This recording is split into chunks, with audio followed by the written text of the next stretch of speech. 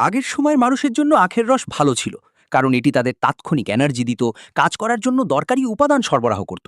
আর অতিরিক্ত ক্যালোরি নিয়ে তখনকার মানুষ ভয় পেত না। তারা স্টেপ কাউন্ট না ব্যবহার করেও সারাদিনে সহজেই সেই ক্যালোরি বার্ন করে ফেলত। কিন্তু আপনি যদি বসে বসে কাজ করেন, সামান্য হাঁটাচলা করেন, আর একটু গরম লাগলেই আখের রস খেয়ে ফেলেন, তাহলে আসলে আপনার লাইফস্টাইল এই ড্রিঙ্ককে সাপোর্ট করে না। এটা খাওয়া ভুল নয়, কিন্তু আপনার শরীরের প্রয়োজনের সঙ্গে সেটা মেলে না। অনেকে বলে এটা তো ন্যাচারাল সুগার, এতে ক্ষতি কি? কিন্তু সব ন্যাচারাল জিনিসই স্বাস্থ্যকর নয়। ন্যাচারাল অনেক সময় শুধু একটা মার্কেটিং ওয়ার্ড, যেটা আমরা না ভেবেই সহজে বিশ্বাস করে নিই। তামাক, আফিম, আর্সেনিক, সাপের বিষ এসবও ন্যাচারাল। তাই বলে কি আমরা সেগুলো খাবো?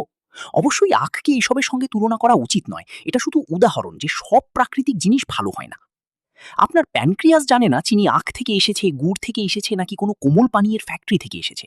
সুক্রোজ তো সুক্রোজই, মলিকিউল একই, শরীরের রেসপন্সও একই, আর ইনসুলিন স্পাইকও একই। তাহলে আখের রস আসলে কার জন্য? যারা দীর্ঘ সময় রোদে শারীরিক পরিশ্রম করেন, যেমন নির্মাণ কাজ, কৃষিকাজ, long distance cycling, half marathon, trekking, যেখানে শরীর থেকে পানি, সোডিয়াম, পটাশিয়ামের মতো ইলেকট্রোলাইট বেরিয়ে যায় এবং শরীরে স্টোরড গ্লাইকোজেনও শেষ হয়ে আসে, তখন আখের রস কিছুটা উপকারী হতে পারে। আখের রসে পলিফেনল, পটাশিয়াম, ম্যাগনেসিয়াম, আয়রনের মতো কিছু উপকারী উপাদান থাকে। কিন্তু সমস্যা হলো এতে প্রচুর চিনি থাকে। 20-30 টাকা বলে বিক্রি হওয়া প্রায় 300 ml আখের রসে 40-50 গ্রাম পর্যন্ত চিনি থাকতে পারে। অনেক সময় একই পরিমাণ কোকের থেকেও বেশি। তবুও আমরা একে সহজে আনহেলদি বলি না, কারণ এই গ্রীষ্মকালীন পানীয়ের সঙ্গে মানুষের আবেগ জড়িয়ে আছে। অল্প চিনি খেলে কি আর হবে, এই চিন্তাভাবনার কারণেই ডায়াবেটিসে আমরা বিশ্বের অন্যতম শীর্ষ দেশগুলোর মধ্যে আছি। এখানে আখের কোনো দোষ নেই, সমস্যা আমাদের মানসিকতায়। আমরা প্রতিটা ঋতুতেই মিষ্টি খাওয়ার একটা না একটা অজুহাত খুঁজে নিই। গরমে আমরা আখের রসকে বেছে নিয়েছি। আর হাইজিনের কথা না বলাই ভালো।